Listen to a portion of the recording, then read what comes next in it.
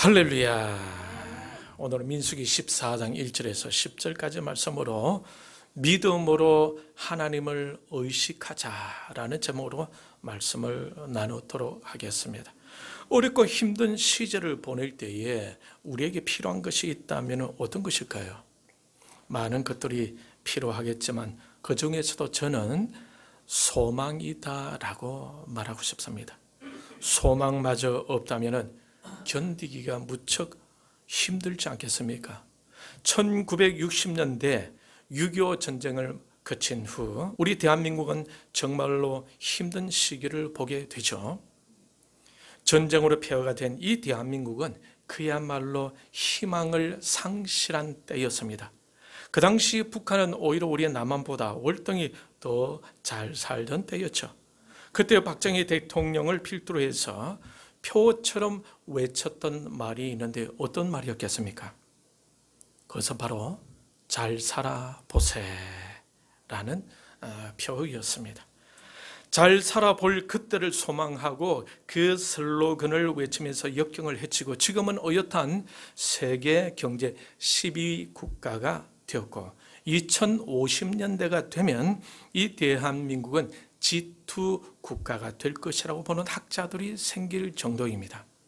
그 당시에 교회의 역할은 아주 대단했었죠. 모든 성도님들이 교회에 모여서 얼마나 기도했습니까? 오직 하나님을 바라보고 소망을 가지고 전적으로 가정과 나라를 위해서 기도에 힘쓸 때였죠. 어려울 때도 하나님께 소망을 두었었고 절망 가운데서도 오직 하나님만 바라보며 인내하였던 것입니다. 이처럼 소망은 믿음을 자극하고 믿음도 소망을 일으키게 하는 역할을 하는 겁니다. 믿음은 또 우리의 의지를 자극하고 그러면서 또 우리의 의지는 집중력을 발휘하게 되며 추진력을 갖게 할 것입니다. 때로는 우리가 실패하고 일들을 성취해내지 못할 때가 있죠. 그 이유가 무엇이겠습니까? 그것은 우리의 의지가 약하기 때문이 아니겠습니까? 그런데 그 의지가 효과적으로 발휘하게 되면 우리에게 집중력이 필요하겠죠. 우리에게 주어진 모든 일들을 실제적으로 성취하기 위해서는 강한 의지가 필요한데 이 의지를 관장하는 것이 바로 우리의 뇌에서 전두엽이라는 것이죠. 이 전두엽을 강화시키기 위해서는 무엇이 필요하다고 말씀을 들었습니까? 말씀과 기도로 묵상하는 훈련이 필요하다고 지난주에 말씀드렸죠. 꾸준한 묵상 훈련으로 하나님과의 친밀한 교제를 누리면서 하나님과의 교통함을 갖고 우리의 생각과 마음과 의지가 성령 하나님의 도우심으로 인해서 날로 새로워지며 점차 강화되어져 갈 것입니다. 이렇게 우리가 새로워질 때에 우리가 처한 환경을 보는 우리 시야도 달라지지 않겠습니까? 믿음의 눈으로 우리의 환경과 상황을 보게 되겠죠. 그렇게 되게 되면 현실을 보는 우리의 시야와 마음가짐과 자세도 달라지게 될 것입니다. 우리 앞에 놓여있는 큰 암벽과 같은 현실을 우리는 어떻게 변화시켜 갈 수가 있겠습니까? 어떻게 하면 암담하게 다가오는 그 환경과 상황들을 극복해 나갈 수가 있겠습니까?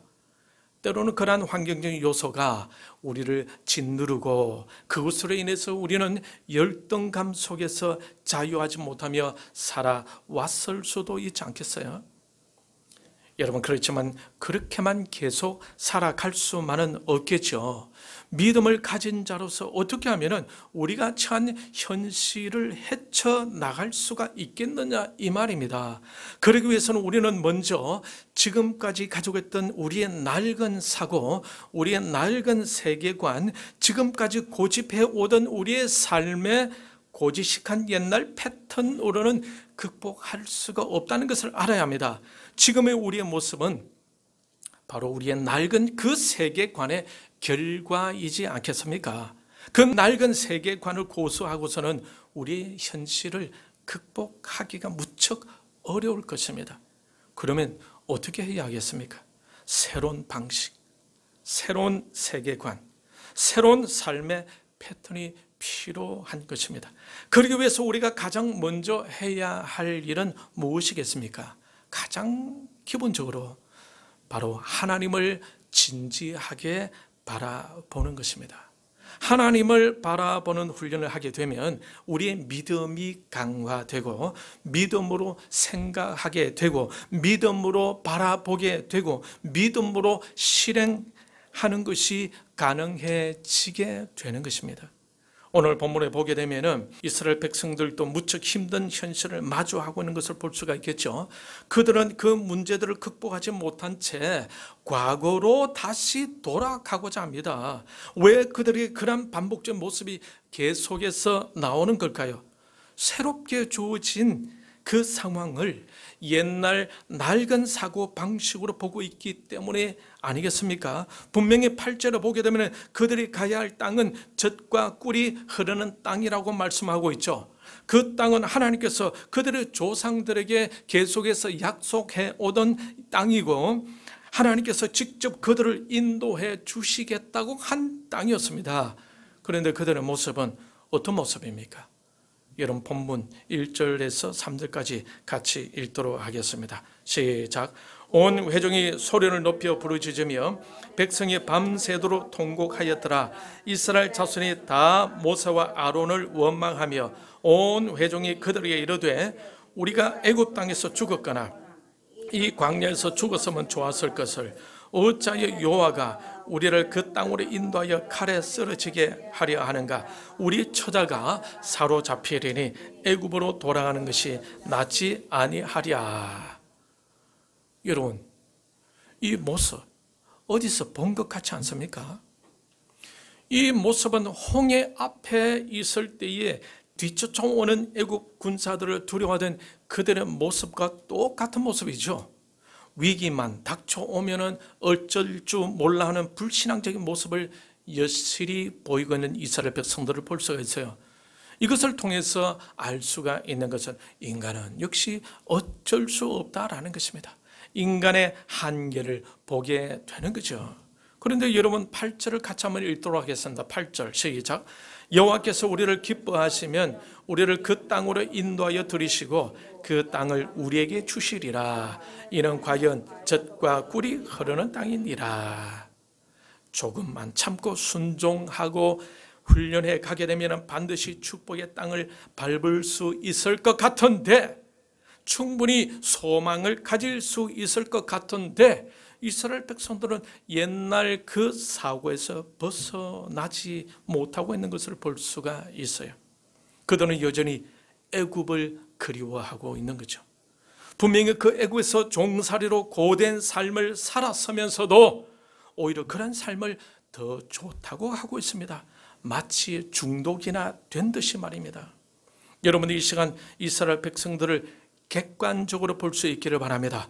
이때 이스라엘 백성들에게 무엇이 필요할 것 같습니까? 먼저 소망이 필요하겠죠. 이 소망은 무엇에 근거해야 하겠습니까? 말씀에 근거해야 하지 않겠습니까? 분명히 8절에서 하나님께서 그 땅으로 인도해 주신다고 약속하셨죠. 그 땅을 하나님께서 주신다고 분명히 말씀하고 있어요. 그리고 그 땅은 젖과 꿀이 흐르는 땅이라는 것입니다. 만약 이 이스라엘 백성들이 이 말씀에 근거해서 그러한 상황을 보게 되었다면 애굽으로 돌아가고 싶은 마음을 가질 수가 있었겠습니까? 아니죠. 오히려 하나님이 약속하신 그 축복의 땅에 대한 소망을 가지지 않았겠습니까? 무엇에 근거할 때에? 말씀에 근거할 때에. 또 이스라엘 백성들에게 무엇이 필요하겠습니까? 하나님이 기뻐하시는 모습을 갖추어 나가는 것이 필요한 것입니다. 8절에 보게 되면 여호와께서 우리를 기뻐하시면 우리를 그 땅으로 인도하여 들이시고 그 땅을 우리에게 주시리라. 여호와께서 우리를 기뻐하시면, 여러분 이 부분에 집중하시기를 바랍니다. 이 말씀은 무엇을 뜻하는 걸까요? 하나님이 기뻐하시는 자세를 갖추어야 한다는 것이 아니겠어요? 세상이 우리를 보면서 기뻐하는 것은 외적인 것이죠. 우리의 감정적인 것을 건드립니다. 그러나 하나님이 우리를 보고 기뻐하는 것은 내면적 내적인 것입니다. 우리의 중심을 건드리시는 거죠. 그것은 바로 우리로 하여금 바른 믿음의 자세를 갖추기를 원하신다라는 겁니다. 오직 믿음으로 하나님을 바라보며 하나님이 원하시는 자신을 만들어가는 것이 필요하다라는 거죠. 왜 하나님의 은혜를 받지 못합니까? 왜 하나님을 향한 믿음의 집중력을 발휘하지 못합니까? 왜 하나님의 복의 자리로 나아가지 못합니까? 하나님이 원하시는 것보다 자신이 원하는 옛날 사고 방식을 고집하기 때문이 아니겠어요? 하나님의 말씀을 묵상하며 하나님에 대한 의식을 분명히 하고 하나님의 명령을 순종하는 자세를 가지고 전진해야 하는데 그렇지 못했기 때문에 그렇습니다. 본문에 나오는 이스라엘 백성들은 하나님을 바라보기 전에 무엇을 먼저 보았습니까? 환경을 먼저 보았죠. 그리고 가나안 땅에는 거인들과 자신을 비교하면서 열등감에 빠져들고 있습니다. 하나님은 그 땅에 들어가게 주겠다고 하시는데 그럼에도 불구하고 그들은 그 말씀을 들으려고 하지 않는 거예요. 마치 알코올에 중독된 사람들처럼 말이죠. 술을 마시면 건강이 좋지 않다고 말해주게 되면 그들도 그것을 잘 알죠. 그것을 시인합니다. 그러면서도 또 술을 찾게 되죠. 왜 그렇습니까? 중독되어졌기 때문에 그렇습니다. 그들은 바른 말을 들으려고 하지 않아요.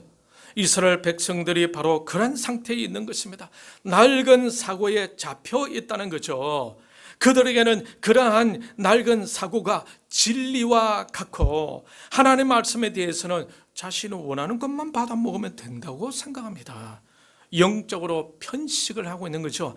영적 기형이 되고 있는 것입니다. 여러분이 이스라엘 백성들이 경험했던 하나님은 어떤 분이셨어요? 홍해를 가르치고 홍해를 건너가게 해주신 분이지 않습니까? 또 애국 군대를 그 홍해로 완전 멸하시고 자신들을 보호해 주시는 분이 바로 그 하나님이셨어요. 그런데 그 하나님을 또 깡그리 잊고 있는 거예요.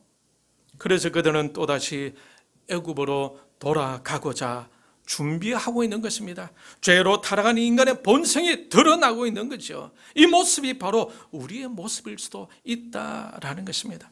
자꾸 과거의 쾌락을 잊지 못하고 하나님의 축복의 땅을 거부하고 자신의 유익만을 추구하는 이기적인 모습을 보게 되는 것입니다.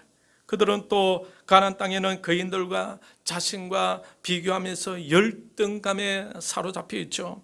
그러다 보니 절망에 빠지게 되고 하나님을 소망하는 마음을 다 잃어버리게 된 것입니다. 여러분 1절을 같이 읽겠습니다. 1절 시작. 온 회중이 소리를 높여 부르짖으며 백성이 밤새도록 통곡하였더라. 이스라엘 백성들은 왜 이렇게 소리 높여 부르짖고 있는 것입니까? 12명의 정탐꾼이 가나안 땅을 정탐하고 와서 그중에 10명의 정탐꾼이 그곳의 사람들은 거인과 같아서 그곳에 들어가게 되면 우리 모두가 다 죽게 될 것이라고 악평을 쏟아내었습니다. 그 악평을 들은 이스라엘 백성들은 무서워 밤새도록 통곡하고 있었던 거죠. 걱정과 염려로 인해서 하나님의 자녀의 품위를 다 잃어가고 있었던 겁니다. 여러분 비교라는 말을 한자로 보게 되면 여러분 앞에 한번 보시길 바랍니다. 이 견줄 비자와 견줄 교자입니다. 서로 대조하여 견주다라는 뜻을 가지고 있습니다. 여기서 이 비자, 견줄 비자는 날카로운 칼을 뜻하는 비수가 나란히 두 개가 있는 모양입니다. 즉 날카로운 두 개의 칼끝이 하나는 상대방을 향해 있고 다른 하나는 나 자신을 향해 겨누고 있는 형상을 나타냅니다. 날카로운 칼로 자신과 다른 누군가를 동시에 겨누고 있다면 둘 다 상처를 입을 수밖에 없지 않겠습니까? 그러니 비교라는 것은 결국 나 자신을 상처 입히고 불행하게 만든다라는 것입니다. 지금 이스라엘 백성들은 가나안의 거인들과 자신을 비교하면서 열등감에 빠져 있어요. 그러면서 자신감을 잃어버리고 하나님께서 조상 대대로 약속해 주신 그 가나안 땅을 지척에 두고 다시 애굽으로 돌아가자고 하고 있는 거예요. 이번에는 좀 더 조직적으로 지휘관까지 세우고 애굽으로 돌아가자고 야단 법석을 떨고 있는 것입니다. 가나안 땅의 거인들을 보면서 하나님을 더 의지해야 할 텐데 오히려 더 겁을 먹고 근심과 걱정스러운 얼굴로 더 열등감에 사로잡혀 위축되어 있는 것을 볼 수가 있습니다. 오히려 더 말씀을 의지하고 오히려 더 기도에 집중하면서 담대히 서 있어야 하겠지만 이스라엘 백성들은 비교로 인해서 완전 열등감에 사로잡혀 있는 것입니다. 여러분, 세상에서의 비교는 우리로 하여금 이렇게 약하게 만들고 비굴하게 만들어 갑니다. 그렇지만 우리는 그것에 휘말려서는 안 되겠죠. 더 하나님을 생각하고 더 하나님을 의지하고 더 하나님께로 나아가야 할 것입니다. 여러분은 그렇게 해 보시겠어요? 어떻게 하시겠습니까? 그렇게 해야 되겠죠. 세상은 우리로 하여금 열등감을 갖게 하지만 우리 예수님은 어떻습니까? 우리를 사랑하셔서 우리를 대신해서 십자가에 죽었다고 하지 않습니까? 우리 예수님은 제자들의 발을 씻기면서 섬김의 삶을 보이며 이렇게 살아라고 하셨죠. 이러한 예수님은 우리에게 열등감을 갖게 하십니까? 아니죠. 오히려 우리는 그 예수님 안에서 우리 자신이 얼마나 중요한 존재인지를 알게 됩니다. 예수님 안에서 우리 자신이 얼마나 소중한 존재인지를 깨닫게 되는 것입니다.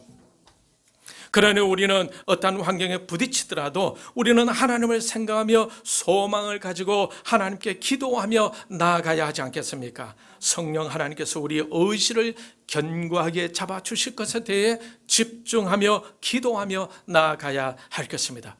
세상은 우리로 이처럼 열등감에 쌓이게 하여서 우리로 주저앉게 합니다. 되돌아가게 합니다. 여러분, 열등감에는 건강한 열등감과 건강하지 못한 열등감이 있을 수 있어요. 건강하지 못한 열등감은 우리로 하여금 자신감을 떨어뜨리게 하죠. 그러나 건강한 열등감은 오히려 우리 자신을 향상시키고 남들에게 뒤지지 않으려고 애를 쓰는 정신력과 의지력을 갖게 합니다. 건강하지 못한 열등감은 현재 주어진 상황에서 물러서게 할 것이고 뒤돌아서게 할 것입니다. 이스라엘 백성들은 애굽으로 다시 돌아가서 안정감을 취하려고 하고 있죠. 그런데 여러분, 그 안정감은 노예 생활로부터 얻으려고 하는 어리석은 생각이 아니겠어요? 그 안정감이 정말 자신들의 영혼을 위한 진짜 안정감이겠습니까? 아니면 가짜 안정감이겠습니까? 우리는 거짓된 안정감에 속아서는 안 될 것입니다. 진짜 안정감은 예수 그리스도 안에 있을 때 얻을 수 있는 것입니다. 그런데 건강한 열등감은 나보다 더 나은 사람들과 비교함으로써 자신의 수준을 꾸준히 끌어올리려고 노력하게 됩니다. 그러니 비교를 건강하게 잘 하게 되면 비교를 통해서 오히려 자신을 업그레이드 할 수 있게 만들어 간다라는 거죠. 여기다가 믿음까지 있다면은 그 비교는 자신을 위해서 얼마나 좋은 효과를 발하게 하겠습니까? 오늘 본문에서 여호수아와 갈렙을 여러분 한번 보시길 바랍니다. 이들은 어떻게 하고 있습니까? 이들도 가나안 땅을 정탐할 때에 다른 10명의 정탐꾼들과 똑같은 상황을 보고 온 사람들이지 않습니까? 그런데 그들은 어떻게 하고 있어요? 분명히 열등감을 가질 만한 상황이었겠지만 그들은 그 열등감에 사로잡히지 않았어요. 그들은 건강한 열등감을 가졌던 거죠. 그래서 그들은 오히려 더 하나님을 의지하고 더 하나님께 집중하게 되었던 것입니다. 보는 관점이 완전히 다르죠. 이스라엘 백성들은 그들이 고집해왔던 옛날 사고 방식으로 세상에 주는 열등감에 완전히 포위가 되고 완전히 갇혀버리고 말죠. 완전히 자신감을 잃어버리고 있어요. 그런데 여호수아와 갈렙은 믿음의 눈으로 그 상황을 바라보고 있었다라는 겁니다. 여러분 8절을 같이 읽겠습니다. 시작. 여호와께서 우리를 기뻐하시면 우리를 그 땅으로 인도하여 들이시고 그 땅을 우리에게 주시리라. 이는 과연 젖과 꿀이 흐르는 땅이니라. 여호수아와 갈렙은 믿음의 눈으로 보았습니다. 그들은 긍정적인 면을 보았어요. 부정적인 면으로 보지 않았습니다. 그들에게는 가나안 땅의 거인들에게는 관심이 없었어요. 그들의 눈에는 오직 젖과 꿀이 흐르는 땅만 보였던 것입니다. 이러한 믿음의 사고로 보게 되니까 가나안 땅을 어떻게 보게 되었습니까? 가나안 땅에 있는 거인들을 어떻게 보게 됩니까? 9절을 보게 되면은 다만 여호와를 거역하지는 말라, 또 그 땅 백성을 두려워하지 말라, 그들은 우리의 먹이라. 옛날 성경은 우리의 밥이라라고 되어 있습니다. 이스라엘 백성들은 거인들을 보면서 두려움에 떨었지만 여호수아와 갈렙은 거인들을 어떻게 보고 있습니까? 먹이로 보고 있어요. 밥으로 보고 있어요. 저와 여러분도 이런 믿음의 눈을 가질 수 있기를 바랍니다. 할렐루야. 여호수아와 갈렙은 거인들을 보면서 하나님을 더 생각하여 설 것이고, 그 믿음의 생각은 거인들을 밥으로 보게 하였던 거죠. 믿음으로 하나님을 의식하니까 더 강한 의지가 일어났고, 그 강한 의지는 그들을 더 담대하게 하였던 것입니다. 히브리서 11장 1절은 이렇게 선포하고 있어요. 믿음은 바라는 것들의 실상이요 보이지 않는 것들의 증거니. 믿음으로 바라보게 되면 결국 보이지 않는 것들도 실상으로 나타나게 된다는 것이 아니겠습니까? 믿음으로 기도하면은 믿음대로 된다고 주님께서 말씀하셨죠. 우리 예수님께서 또 어떻게 말씀하셨습니까? 내 믿음대로 되라 라고 말씀하셨죠. 그리고 요한복음 14장 12절, 여러분 같이 한번 찾아보겠습니다. 같이 읽겠습니다. 내가 진실로 진실로 너희에게 이르노니 나를 믿는 자는 내가 하는 일을 그도 할 것이요 또한 그보다 큰 일도 하리니. 예, 끝까지. 주님께서 그보다 큰 일도 하겠다라고 말씀하세요. 그러니 이스라엘 백성들처럼 환경과 상황을 보면서 놀라서 열등감에 쌓일 것이 아니라 오히려 그 상황을 통해 하나님께로 더 가까이 나아가야 하지 않겠습니까? 그리고 믿음으로 하나님을 의식하고 믿음으로 하나님을 소망하여야 하겠죠. 그리고 믿음으로 하나님의 말씀을 또 올려야 하지 않겠습니까? 그때 우리의 믿음은 더 자극받게 되고, 자극받은 우리의 믿음은 우리의 의지를 더욱더 강화시켜 갈 것이고, 강해진 우리의 의지는 우리로 하여금 하나님께 더 집중하며 순종해 가게 할 것입니다. 그러는 문제는 하나님을 얼마나 의식하고 있느냐이지 않겠습니까? 하나님을 얼마나 바라보고 있느냐, 하나님께 얼마나 집중하고 있느냐라가 아니겠어요? 우리는 어떻습니까? 우리에게 주어진 많은 시간 중에 어느 정도 하나님께 집중하는 시간을 가지고 있습니까? 마음이 있는 곳에 물질이 있다고 하죠. 마찬가지로 마음이 있는 곳에 시간을 투자하게 되는 것입니다. 여러분의 남은 여가 시간을 어떻게 사용하고 있습니까? 하나님을 생각하고 하나님을 의식하고 하나님께 나아가며 하나님께 집중하는 시간으로 어느 정도 사용하고 계십니까? 하나님께 집중하는 것에 투자하는 시간만큼 우리의 삶의 결과도 달라진다라는 이 말에 여러분도 동의하실 줄 믿습니다. 여러분 오늘 본문을 보십시오. 8절에 보면 여호와께서 우리를 기뻐하시면 우리를 그 땅으로 인도하여 들이시고 그 땅을 우리에게 주시리라 라고 말씀하고 있어요. 여호수아와 갈렙은 그 땅을 차지하게 될 것이라고 확신하고 있죠. 그런데 그 땅으로 자신들을 누가 인도하여 준다고 하고 있습니까? 하나님이죠. 누가 자신들에게 그 땅을 주신다고 하고 있습니까? 여호와 하나님께서. 확신하는 것, 이것이 바로 믿음의 증거입니다. 하나님께서 함께 하신다는 것을 믿고 있다는 거죠. 그러니 하나님을 의식하고 하나님을 바라보고 하나님께 집중하는 것이 성공적인 삶을 위해서 꼭 필요한 것임을 우리는 알 수가 있습니다. 그렇게 하나님을 의식하고 의지적으로 하나님께 집중하는 만큼 우리에게 주어진 모든 일에도 우리의 의지와 집중력이 발휘하게 될 것이고, 그러다 보면 하나님께서 우리에게 주고자 하시는 그 축복의 땅을 하나님께서 인도하여 들이시고 결국 우리가 누리게 된다라는 겁니다.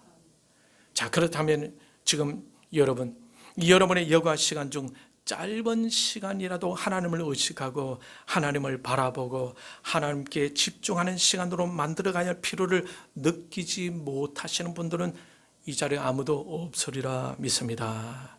그래서 제가 늘 강조하는 것이 뭐냐면 늘 순간순간 하나님을 생각해라. 매 순간순간마다 하나님을 의지해라. 그때그때마다 하나님을 찾아라 라고 저는 강조하고 싶어요. 그래서 이것을 저는 어떤 이름 붙였나 생활기도라고 이렇게 이름을 붙였습니다. 여러분, 결국 하나님께서 우리를 인도하시지만 하나님은 우리의 믿음을 보시고 그 믿음으로 인한 강한 의지를 요구하시고 그 의지를 가지고 집중력 있게 나아가는 것을 원하고 계신다라는 겁니다. 그러므로 매일의 삶 속에서 하나님을 의식하고 하나님을 바라보고 하나님께 집중해 가는 시간을 군데군데 많이 가지면서 성령 하나님의 이끄심을 경험할 수 있기를 축복합니다. 그래야 어떠한 어려운 상황이 올 때에 옛날 사고에 여전히 그대로 잡혀 있는 것이 아니라 믿음의 새로운 시각, 믿음의 긍정적인 시각을 가지고 먼저 하나님을 의식하고 그 의식으로 믿음과 소망과 사랑으로 능히 이겨갈 수 있기를 축복합니다. 지게 되면 안 되겠죠. 반드시 이겨서 하나님이 주시는 은혜와 복과 평강을 충분히 누려가면서 주님과 함께 행복한 삶을 영위해 가고 또 사명이 있는 삶을 추구해 나가는 저와 여러분들이 다 되시기를 주님의 이름으로 축원합니다. 이 시간 말씀을 생각하고 같이 기도하겠습니다.